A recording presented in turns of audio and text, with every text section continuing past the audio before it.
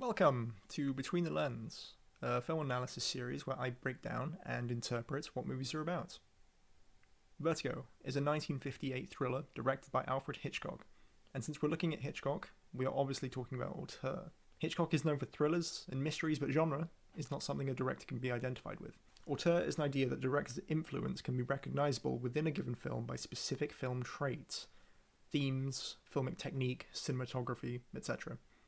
To look at auteur, we have to look at Vertigo as a primary case study, but also Hitchcock's other films, specifically Rear Window and Psycho, to compare. A theme within Vertigo is definitely identity, more specifically the idea that the identity could be manipulated or mistaken. The main driving force of the film Rear Window was the identity of the killer.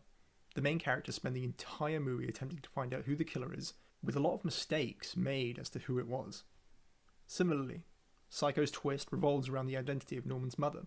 The film sets up very explicitly that it is Norman's mother who was the killer, only to find out that she was dead, and that Norman had taken on her identity when committing the crimes. Lastly, Vertigo is built on the identity of Madeline, whose entire character is a facade.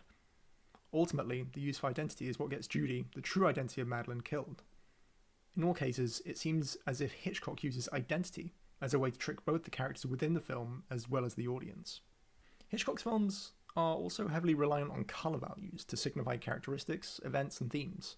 Psycho uses black and white film to its advantage, putting Norman in shadow a lot of the time, and the exemplified good characters in high exposure. Rear Window uses the colours of its rooms to signify who is good and bad.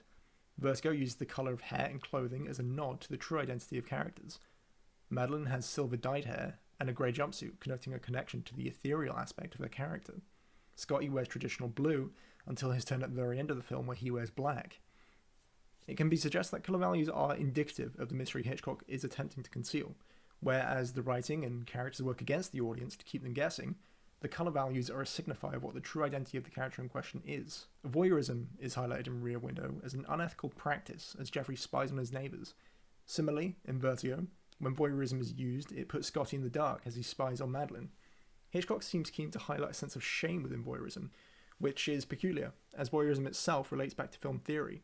The audience members themselves, watching, may be considered voyeuristic. Without question, Alfred Hitchcock is an auteur.